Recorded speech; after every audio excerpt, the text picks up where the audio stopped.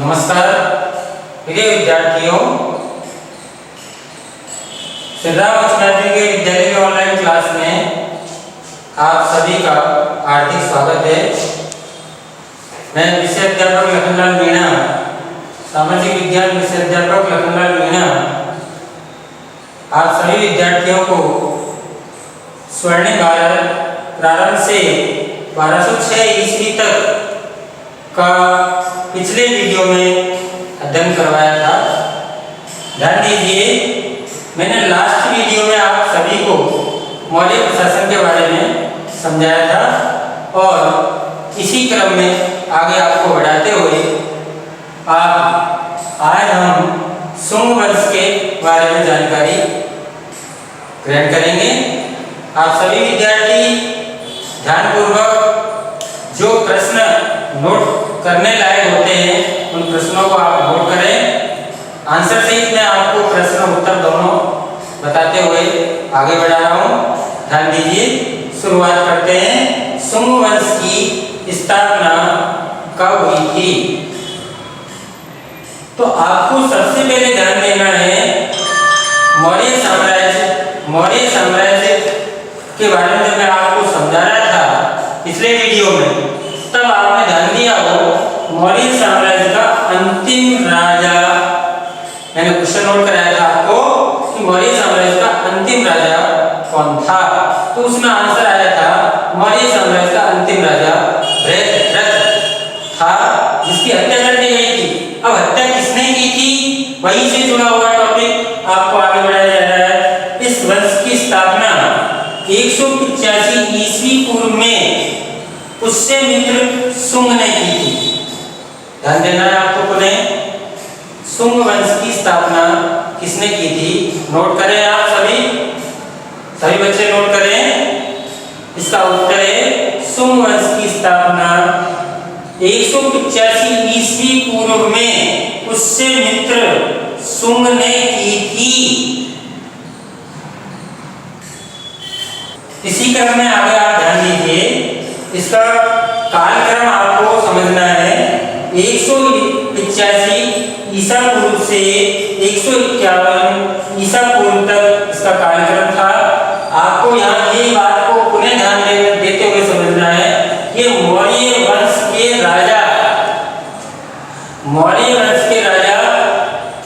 जो मैंने आपको बताया बृहद्रथ का प्रधान सेनापति था। अब आपको यहाँ ये प्रश्न पूछा जा सकता है कि मौर्य वंश का प्रधान सेनापति कौन था? तो आपको उत्तर बताना है, मौर्य वंश का प्रधान सेनापति पुष्यमित्र था। किस राजा के शासनकाल में था? तो बृहद्रथ राजा के शासनकाल में था। तो ये दोनों चीज आपके क्लियर समझ में आनी चाहिए और इसी से आगे इन्होंने पुष्यमित्र की उपलब्धि क्या रही, तो इससे आगे आपको उपलब्धियों के बारे में समझना है। पुष्यमित्र द्वारा अपने शासनकाल में 2 अश्वमेध यज्ञ करवाए गए थे। जो दोनों अश्वमेध यज्ञ जो करवाए गए थे, उनके शासनकाल के अंतर्गत ही सुप्रसिद्ध संस्कृत व्याकरण के विद्वान पतंजलि ने इन अश्वमेध यज्ञ में पुरोहित का कार्य किया था। अब यहाँ आपसे पुनः प्रश्न बना लिया जाएगा और आपको याद दिलवाया जाएगा कि 1 नंबर के प्रश्न में फिर से आपको ध्यान देना है कि पुष्यमित्र के अश्वमेध यज्ञ का प्रधान पुरोहित कौन था? पुष्यमित्र के अश्वमेध यज्ञ का प्रधान पुरोहित कौन था? तो आपको उत्तर देना है सुप्रसिद्ध संस्कृत व्याकरण के विद्वान पतंजलि पुष्यमित्र के अश्वमेध यज्ञ के प्रधान पुरोहित थे। अर्थात पुरोहित का कार्य पतंजलि ने किया था। इसी प्रकार आगे हम बढ़ते हैं। तो इस टॉपिक में आपको आगे ध्यान देना है, इस शासनकाल के दौरान पुष्यमित्र के बाद कौन कौन से प्रमुख राजा हुए, तो आपको ध्यान देते हुए पुष्यमित्र के बाद जो प्रमुख राजा हुए थे उनमें से दूसरा राजा अग्निमित्र, ज्येष्ठमित्र, भद्रक, भागवत, देवहूति आदि थे। उनके देवहूति को, अब आपको यह समझना है, देवहूति को उसके अमात्य वासुदेव ने लगभग 73 ईसा पूर्व सिंहासन से हटा दिया और हटाने के बाद ये शासन का अंत हुआ। इसी प्रकार इससे आगे हम बढ़ते हैं तो अगला आपका वंश आता है सातवाहन वंश। सातवाहन की वंश की स्थापना और क्षेत्र कौन सा था, किस क्षेत्र में हुआ, किसने किया, इस पे ध्यान देना है। आंध्र, ध्यान दें, क्वेश्चन में आपको इस चीज को नोट करते हुए बताना होगा कि गोदावरी और कृष्णा नदियों की जो घाटी है इस क्षेत्र में सिमुक नामक व्यक्ति ने लगभग 60 ईसा पूर्व इस वंश की स्थापना की थी। किस वंश की? सातवाहन वंश की। किसने की? सिमुक नामक राजा ने। कब की? तो आपको बताना है 73 ईसा पूर्व, सॉरी इससे आगे आपको बताना है लगभग 60 ईस्वी पूर्व, ईसा पूर्व में इसकी स्थापना की थी। इसी प्रकार आप आगे ध्यान दें, इस वंश को सातकर्णी प्रथम ने आगे बढ़ाया, यानी सिमुक राजा के बाद इस वंश को आगे बढ़ाने के कारण जब सिमुक राजा की मृत्यु हो गई तो इस वंश को सबसे ज्यादा जो आगे बढ़ाने में योगदान दिया वो जो है, इसी क्रम में आगे आप ध्यान दीजिए, इस वंश को सातकर्णी प्रथम ने आगे बढ़ाया।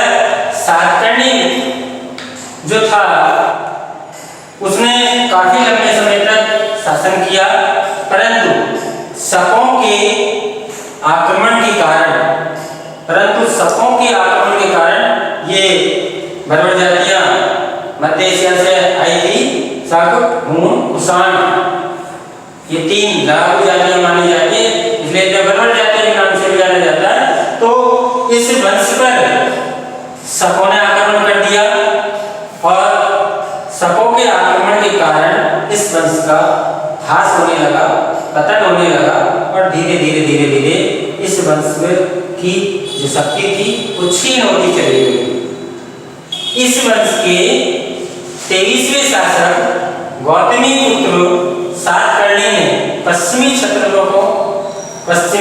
क्षत्रपों की शक्ति को नष्ट किया और इस प्रकार इसी क्रम में आगे बढ़ते हुए इसमें अगला जो पराक्रमी राजा हुआ था वो था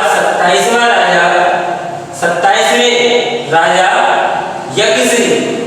पुनः इस वंश को आगे बढ़ाने में योगदान दिया।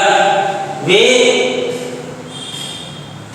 हिंदू धर्म के अनुयायी थे, यानी आपको सभी विद्यार्थियों को ध्यान देना है, सातवाहन वंश के राजा किस धर्म को मानते थे।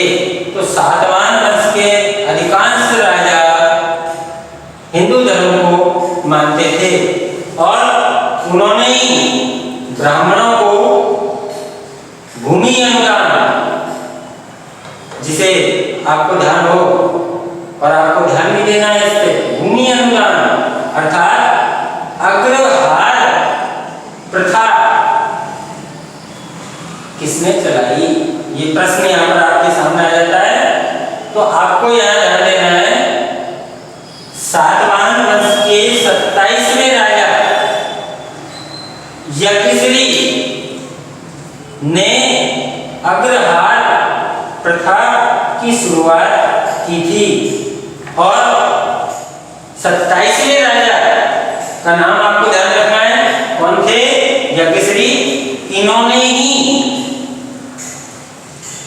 चैत्य एवं विहार बनवाए जिसमें कार्ले का चैप्टर मॉडल परीक्षा में क्वेश्चन आ जाता है। वास्तुकला का एक उदाहरण कौन सा है? तो कार्ले का चैप्टर वास्तुकला का एक प्रसिद्ध उदाहरण है। आप सभी को ध्यान देना है कार्ले के चैत्य की विशेषताएं। तो कार्ले के चैत्य की विशेषताओं में यह आपको बताना है, यह आपको लिखना भी है। कार्ले के चैत्य की प्रमुख विशेषताओं में पहली विशेषता है कि यह 40 मीटर लंबा और 15 मीटर ऊंचा था। यह वास्तुकला का एक अद्भुत उदाहरण माना जाता है।